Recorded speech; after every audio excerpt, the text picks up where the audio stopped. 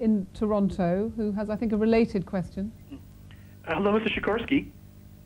Hello. Hi. Hi. I read your book many years ago, Full Circle, Homecoming to Free Poland. I'm a Canadian of Polish descent, and I was very much inspired by that. And I've always been raised as, patriotic Polish and a dual Canadian-Polish citizen. I do want to come back to Poland. I want to live in Poland. However, I'm gay.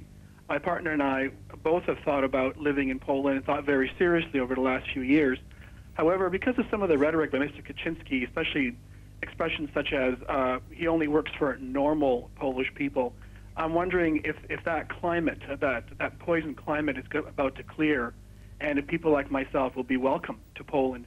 And I want to remind Mr. Sikorski, which I'm sure he knows, that Poland's golden age during King Casimir the Great was a period when Poland became very inclusive and invited Italian craftsmen and Jewish merchants and people from all over the world, and that's what helped make Poland a great country.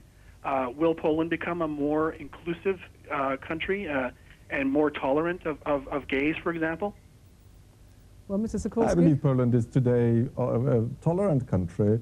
My American wife lives here and has seen no signs of intolerance whatsoever. And you shouldn't believe everything that you see, that you read in the newspapers. But only recently there's been that whole row about... Only recently, Mr. Sikorski, there was that whole row about whether the Teletubbies were gay or not gay. I mean, there's been a lot of publicity, hasn't there, which maybe puts people off.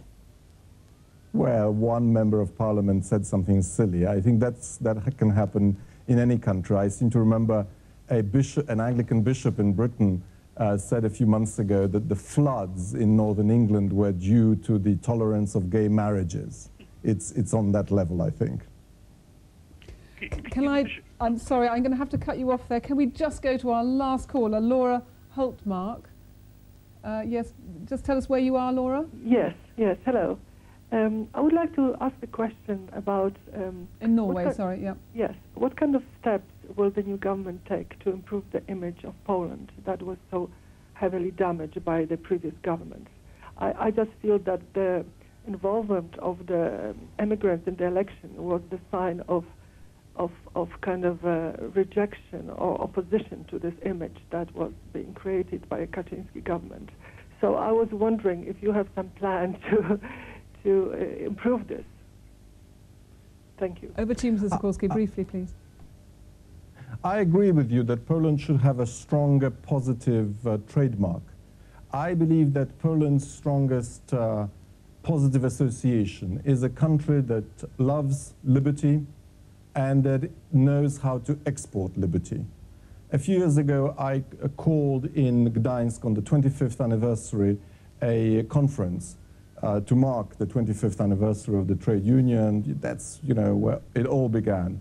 And we had dissidents from Iran, from North Korea, from Cuba, from Belarus, from all over the world. And I think that's a positive image of Poland that we should strengthen. I agree. So you see it as becoming a much more multilateral, forward-looking, modern country than perhaps its previous government has led outsiders certainly to believe. Well, there are some things that one is always criticized for, and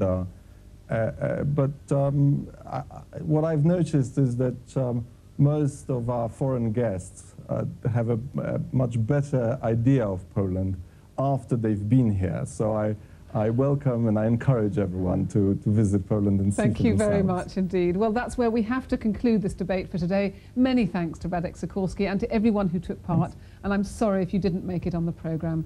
You can watch this programme again at any time on our website, BBC News/Have Your Say. We'll be back next week. Do join us again. But for now, goodbye from me, Emily Buchanan, and from the rest of the team in London.